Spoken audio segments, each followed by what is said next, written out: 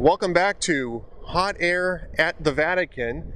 With me now, my good friend, Kathryn Jean Lopez of National Review and of Patheos.com. We have to make sure we mention both. Great to have you with us, Kathryn Jean. Thanks. And I'm also over here with Catholic Voices USA, a group that I've helped found in the U.S. It's based on a British model, getting faithful Catholic voices in the media. So it's been an exciting time. And I spoke with Kim Daniels earlier this week of Catholic Voices USA, so I got a chance to hear about them. Now, I've been seeing that you've been filing reports for National Review and for a little Patheos, a little bit, other things here and there. What's your impression so far of Pope Francis? I mean, this was a surprise choice. None of us thought that. None of us had Bergoglio on the papal bingo card, I think. Right. Yeah. No. I was. I'm grateful I wasn't on live TV as it was happening. I had about an hour or so before I had to start doing the primetime shows in the States. So I was a little grateful because I did have to do some reading up on our new Pope. Because he wasn't on my flashcards, you know? Right. Papal flashcards, collect the whole set, yes. Yes, exactly. Yeah, no, obviously it was a surprise, and I think he's just going to keep surprising us. You know, a lot of people, I got a lot of email the other day, people questioning him at the media audience the other day when he did the silent blessing instead of the actual, you know, hand movement and public blessing. And I thought that was interesting because, and there'll be a lot of interpretations of that. But I think what he's aiming at is to take this new evangelization talk that people have been talking about and having synods about and developing plans about and actually do it. You know, so I don't think he'll be talking about the new evangelization. I think part of what he was doing was he had the media there in a secular venue, I guess, as you have at the Vatican. And he's just saying, hey, there's an open door here. We appreciate you're not signed up, but thank you for covering us. And thank you for trying to be fair to us. And of course, one can argue whether or not certain media personalities were fair enough. But the fact that, I mean, we're standing here in St. Peter's Square, obviously. It's not a backdrop, fake backdrop, but the media is behind us and the media is everywhere. And the fact that there's such an interest and that they're here, and some of them have even stayed beyond the white smoke, is a great thing and a great evangelical opportunity. I think Francis saw it as such. So I think he's going to be full of surprises, is what we're going to see in the coming weeks and months. Yeah, you know, one of the things that we've been hearing about is obviously, you know, the Curia reform, and I've been talking with some people about that, and in some ways, I mean, it's very obvious that there's a need for some sort of organizational reform here at the Vatican. Many people are talking about it. They're talking about it in different contexts. But the people that I've talked to have said, you know, this isn't an issue of like corruption or malice. It's just an organization that really needs to be rethought from top to bottom in order to not get in the way of evangelization. Right. Is that your sense of it as well? Oh, goodness. I think you hit on it right there. It's about removing obstacles to evangelizing and removing obstacles to renewal. I mean, I think that's what Benedict tried to do catechetically. I think he tried to reintroduce basic concepts like Christ himself, you know. And I think that's what the year of faith is about, you know. It's sort of, on one level, it's odd a church would have a year of faith because that would be the assumption. Every year, yes, yeah. But the fact of the matter is an acknowledgement of where we are now, what the last couple of decades have been. We do have this catechetical crisis. We have Catholics who are not being Catholic, and that's more widespread than people want to admit. You know, I think we fall into comfortable political zones when all of us are guilty of it, you know, right. Picking and choosing and not living fully, radically integrated lives and fully engaged in the culture, as Pope Benedict talked. So anyhow, I think, yes, obviously, as George Weigel, who I know you interviewed, talks about in his book, Evangelical Catholicism, this place needs a cleaning and a restructuring, but it's all part of renewal, and the church is always about renewal. And I don't think you're going to see people being fired tomorrow. You know, give them a little time.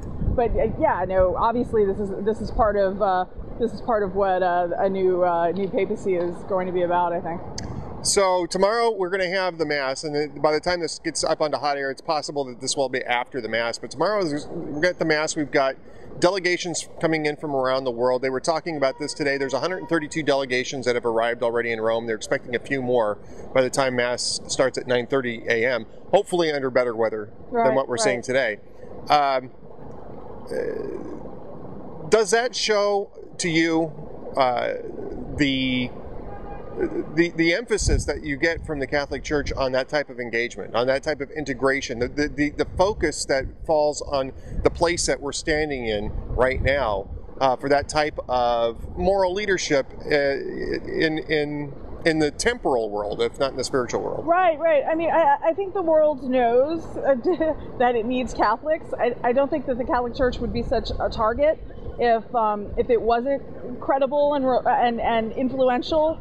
Obviously, we've had credibility issues in various places, and it's been a struggle to clean and renew and reform.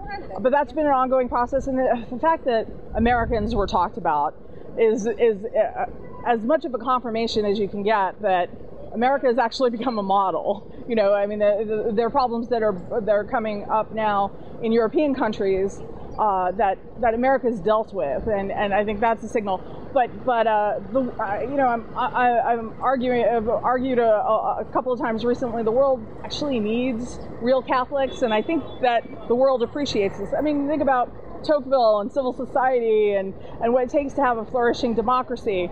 Well, you know, it's people with moral character who believe in something greater than themselves, and what building and what place represents that more than St. Peter's here, and for everybody. I mean, you don't have to be a Catholic to recognize Pope Francis is saying some good stuff, you know, about the poor and about mercy, and again, you don't have to believe it all, but how about take a look and see, at least know what they're saying, what we actually believe, and that's for Catholics as much as anybody. And so, one of the things that I think that we're going to see in the next in this coming papacy, the new papacy that we have right now, is rather than an emphasis on theology, which I think we saw a lot from John Paul II and from Benedict XVI, especially a very tremendous theologian of the Church, is I think we're going to see more of an emphasis now on pastoral ministry, on taking the theology that's already been developed and putting it into action. And I think that's, I mean, do you get that sense from the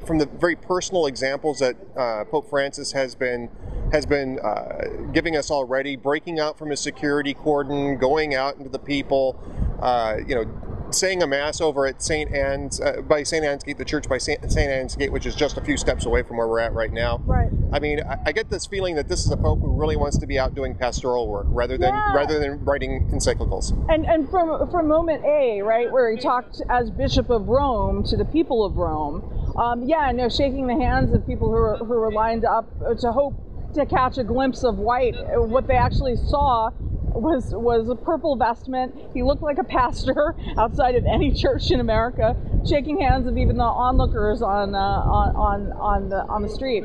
Yeah, it was remarkable. I think maybe, and of course we're working with 4 or 5 days now. Right. Yeah. Less than a week of public statements and testimony from people who've run into him and things like that. But I wonder if what he's trying to do is model a pastor, model a priest in a hopes of renewing that stance. I think there's something huge about the fact that he's being installed on St. Joseph's Day. I think there's a message he's sending about fatherhood and manhood and the family, and I wonder if that might be part of a legacy of his papacy. It sounds kind of crazy to talk about a legacy of a papacy that's less than a week old, but you work with the signals that you're getting, and there is something very fatherly about him. Kathryn, Jean, as you would hope. Yeah, as we'd hope. Il Papa.